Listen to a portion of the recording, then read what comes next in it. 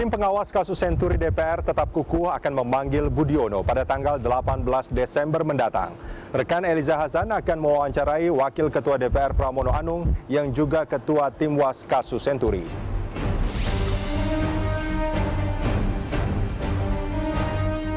Bola panas kasus Senturi kembali bergulir. Seolah tak mau ketinggalan dengan KPK, DPR berencana membawa kasus ini kembali ke gedung parlemen. Melalui musyawarah seluruh fraksi, tim pengawas kasus Senturi DPR memutuskan memanggil Budiono 18 Desember mendatang. Mudah-mudahan akan mampu mengungkap cerita di balik mengapa hanya Bang Senturi ketika itu yang diselamatkan, lalu kenapa modusnya sama dengan Indover yang sebelumnya ditolak.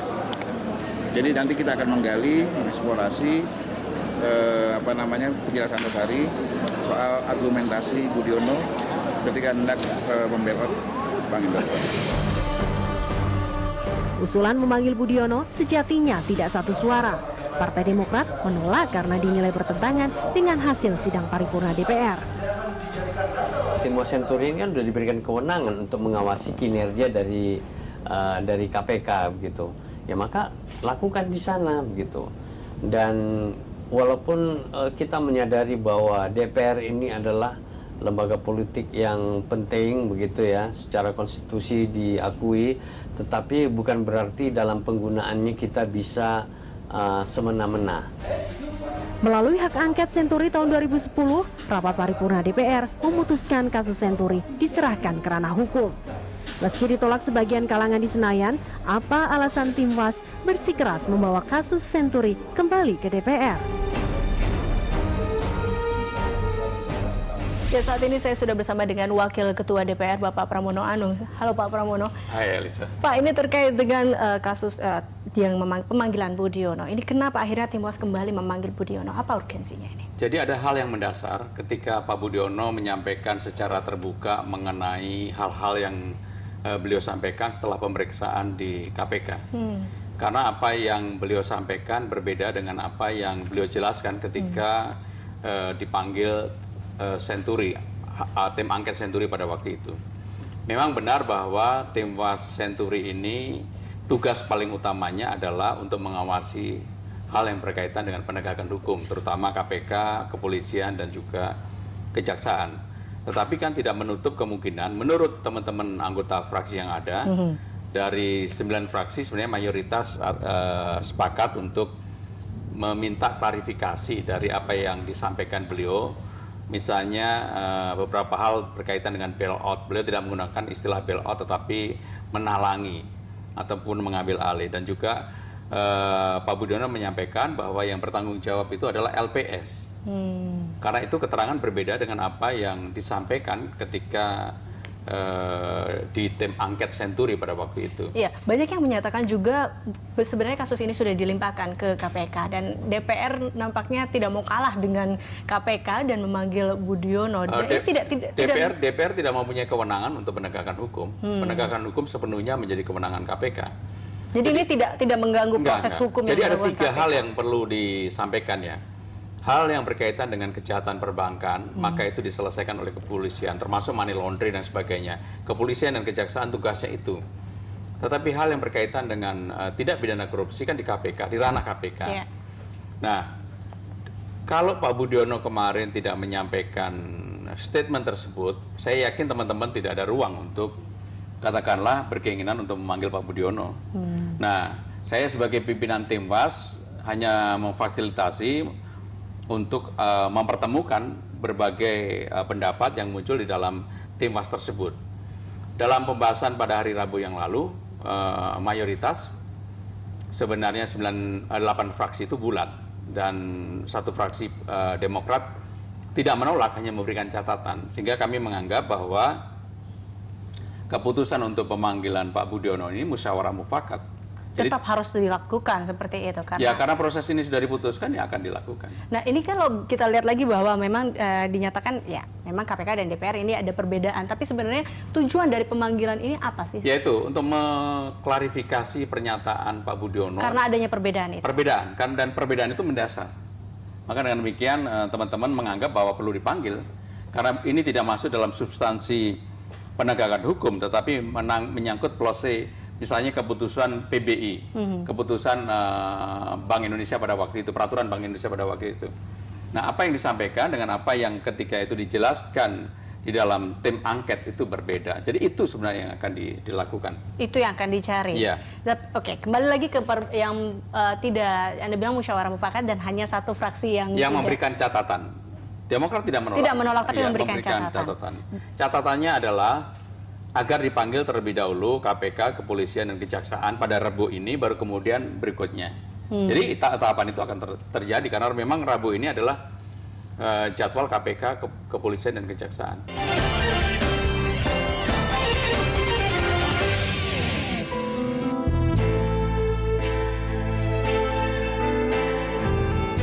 Mantan Presiden Afrika Selatan yang dikenal sebagai tokoh anti-apartheid, Nelson Mandela, menghembuskan nafas terakhir di usia 95 tahun. Pengumuman meninggalnya Mandela disampaikan Presiden Afrika Selatan, Jacob Zuma. Beberapa tahun terakhir, Mandela berulang kali masuk rumah sakit. Selama 3 bulan belakangan, Mandela menjalani perawatan karena infeksi paru-paru. Mandela merupakan peraih Nobel Perdamaian tahun 1993 dan terpilih sebagai presiden berkulit hitam pertama Afrika Selatan tahun 1994.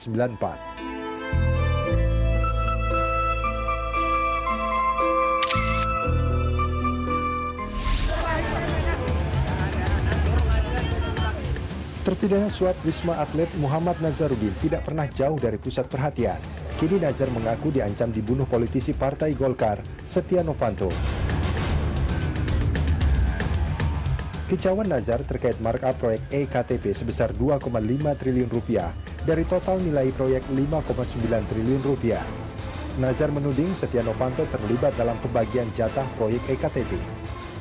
Saya ini sekarang posisinya terancam. Siapa yang ngancam? Novanto itu ngancam saudara saya. Apa yang saya diperiksa di KPK dia tahu semua. Apa kelakuan saya di Sukamiskin dia tahu. Dan kalau saya buka lagi proyek IKTP, saya mau dibunuh dia. Saya bilang, Anda ini betul-betul luar biasa kebal hukum. Tim pengawas kasus Bank Senturi DPR sudah menetapkan agenda pemanggilan Budiono 18 Desember mendatang, yakni mengklarifikasi pernyataan Budiono yang saat ini menjabat Wakil Presiden usai diperiksa KPK 23 November lalu. Apa yang kami lakukan pada waktu krisis itu menurut pandangan kami adalah suatu kebijakan, suatu tindakan yang mulia, upaya yang mulia untuk menangani krisis negara kita. Budiono juga kukuh bahwa keputusan Bank Indonesia mengucurkan fasilitas pinjaman jangka pendek atau FPJP ke Bank Senturi sebagai langkah yang tepat. Dan apabila dalam upaya yang mulia ini ada pihak-pihak yang mempergunakan, menyalahgunakan, ini sebenarnya sangat menyakitkan kita semua. Ya, Pak Pramono, ini kalau ditanyakan kembali, memang apa yang salah dari pernyataan Budiono dari jumpa persnya? Bukankah yang dikatakan pada saat itu memang hampir sama dan bagi masyarakat awam mungkin itu hal yang sama ya. Karena masyarakat awam kan tidak paham mengenai bailout misalnya, ataupun juga talangan yang diberikan. Itu kan dua substansi yang berbeda.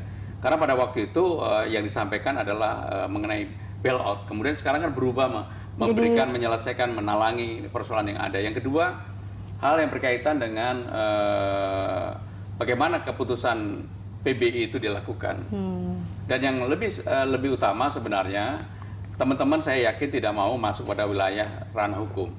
Karena ranah hukum itu adalah ranah sepenuhnya KPK dan kami paham betul.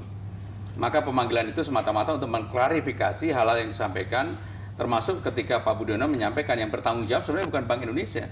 Yang bertanggung jawab adalah LPS. Nah, di Undang-Undang LPS ini memang ini bisa menjadi sebuah persoalan baru ya kalau memang yang bertanggung jawab LPS. Karena LPS ini kan secara langsung di bawah Presiden. Dan itulah yang kemudian pengen teman-teman ketahui dalam persoalan ini. Tidak mau masuk ke ranah hukum. Dan kenapa? Apa tidak percaya dengan itu atau seperti apa? Ini kan dua hal yang terpisah. Karena memang tugas Tempas itu nggak boleh masuk di dalam ranah hukum, tidak boleh memasuki itu. Kalau memasuki malah salah. Jadi kami memahami kemudian apa yang disampaikan oleh juru bicara Pak Budiono bahwa proses politik telah selesai dan kemudian masuk dalam proses hukum. Ini tidak lagi di dalam wilayah itu, tetapi di dalam wilayah mengklarifikasi apa yang disampaikan beliau ketika pers rilis setelah diperiksa oleh KPK. Oke, nah ini Pak, ada yang mengatakan Pak Pramono ini bahwa dimintanya Budiono untuk kembali dimajukan atau diwawancara kembali oleh tim WASDI. Ini dikatakan adanya satu, kita bilang pencitraan kembali menjelang pemilu 2014 untuk DPR dan beberapa politisi. Ya kalau mau pencitraan kan nggak begini caranya, karena ini kan sebuah proses yang katakanlah membuat adanya struggle, adanya polemik. Kalau mau membuat pencitraan nggak begini caranya. Tidak ada unsur politisi di sini. Nggak ada. Karena ketika teman-teman kemudian semuanya mengusulkan itu, saya menanyakan satu persatu, bahkan sampai berulang kali, dan saya memberikan kesempatan juga kepada fraksi Partai Demokrat untuk katakanlah menyanggah apa yang menjadi keinginan dari teman-teman yang lain gitu ya. Karena memang tugas pimpinan itu hanya memfasilitasi. Setelah ini menjadi keputusan ya diputuskan oleh pimpinan. Ya saya tahu ya begini, ini udah mau pemilu.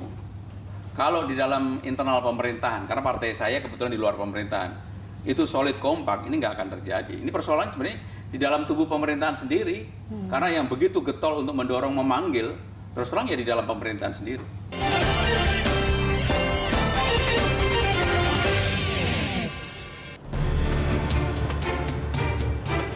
Angelina Sondakh melewati hari yang berat setelah berurusan dengan Komisi Pemberantasan Korupsi.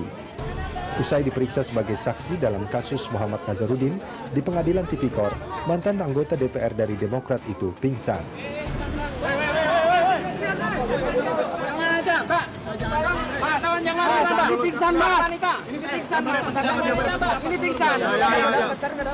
Peristiwa itu terjadi setelah mobil tahanan penjemput NG meninggalkan gedung Tipikor. Namun tidak lama berselang, mobil kembali lagi ke tempat semula membawa NG yang pingsan.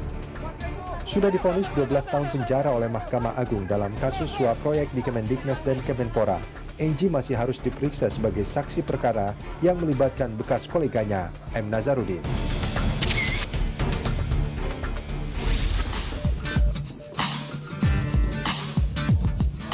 Ketua fraksi Partai Demokrat DPR Nur Hayati Ali Assegaf kecewa dengan media yang mengaitkan partainya dengan sejumlah kasus seperti Senturi, Hambalang, dan SKK Migas.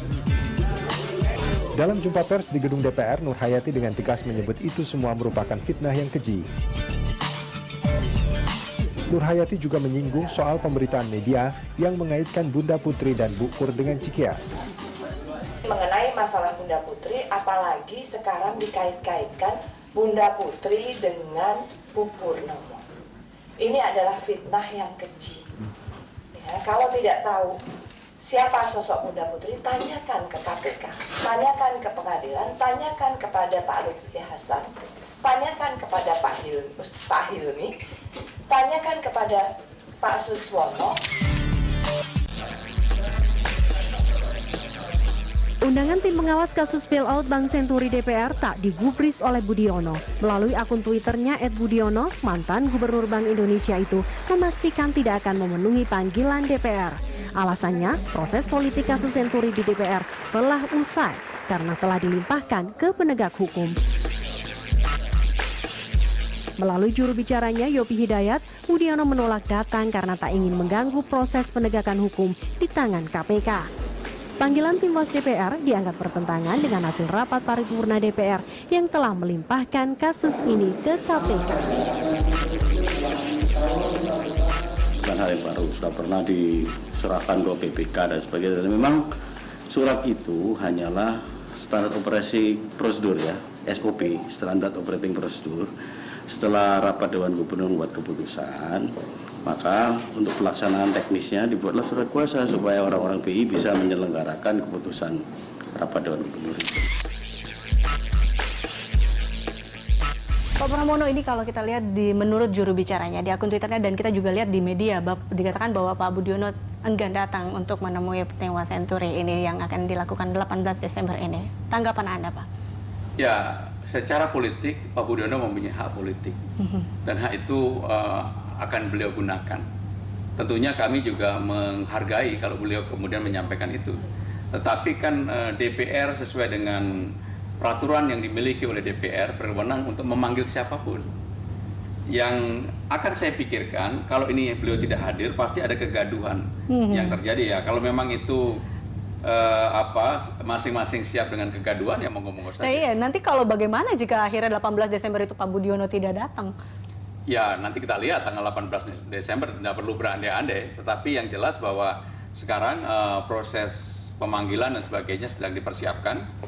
Dan apakah nanti Pak Budiono datang atau tidak ya kita tunggu tanggal 18. Kita tunggu tanggal 18 hasilnya apa. Yang pasti itu akan terus berjalan dalam kasus ini. Ya karena itu sudah keputusan tim, Mas. Oke, nah ini kalau terkait dengan kasus BL Century yang terjadi di pemerintahan SBY dan Budiono saat ini, memang dikatakan bahwa masalah ini, tim UAS ini ingin sekali ya kembali lagi kepada pencitraan yang ingin menjatuhkan pemerintahan Pak SBY.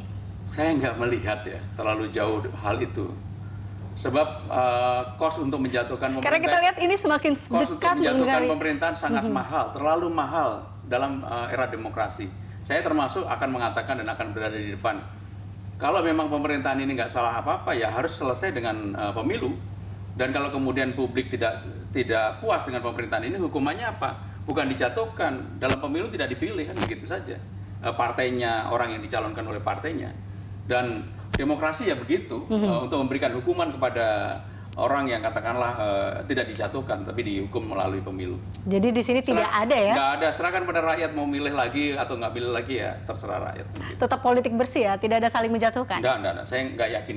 Oke, baik. Nah ini terakhir Pak Pramono, terkait dengan kasus yang merugikan keuangan negara yang begitu banyak, bahkan dengan ada juga nilai yang fantastis kalau kita lihat dengan kasus BLBI yang merugikan negara sekitar 600 triliun rupiah. Ini bisa dikatakan bahwa kalau dari banyaknya kasus-kasus ini mungkin apakah juga akan dieksekusi juga atau seperti apa mungkin? Ya, ini kan yang di depan mata kita persoalan Senturi. Kita tidak mau berandai-andai hal yang kita tidak tahu. Maka dalam konteks itu ya monggo saja kalau memang ada fakta hukum tentang hal itu ya silakan kan gitu. Kan KPK juga sudah menelusuri itu. Kita tidak akan mau masuk dalam wilayah hukum. Yang kita masuki adalah wilayah yang memang menjadi tugas dari lembaga ini. Jadi tetap satu persatu mungkin diselesaikan seperti itu? Ya, yang jelas sekarang ini tim UAS Senturi tugasnya untuk itu, tidak untuk yang lain-lain.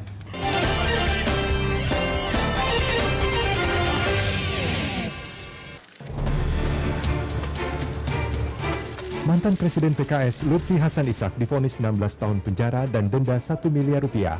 Majelis Hakim Pengadilan Tipikor Jakarta menyatakan Lutfi terbukti melakukan tindak pidana korupsi dan pencucian uang. Bersama rekannya Ahmad Fatanah, Lutfi terbukti menerima suap 1,3 miliar rupiah dari Direktur Utama PT Indo Guna Utama terkait kepengurusan penambahan kuota impor daging sapi. Uang itu diterima Lutfi ketika masih menjabat anggota Komisi 1 DPR RI dan Presiden PKS.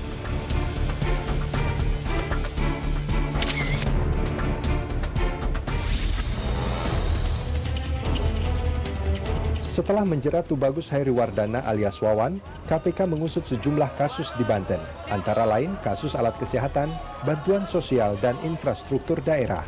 KPK juga akan memeriksa kakak kandung Wawan, Ratu Atut Hosiah, yang kini Gubernur Banten, dan Airin Rahmidiani, Wali Kota Tangerang Selatan yang tidak lain istri Wawan. Ketua KPK Abraham Samad menyebut, dugaan korupsi yang terjadi di Banten adalah kejahatan keluarga. Bisa terjemahkan lah ya. Itu di Banten itu kejahatan keluarga.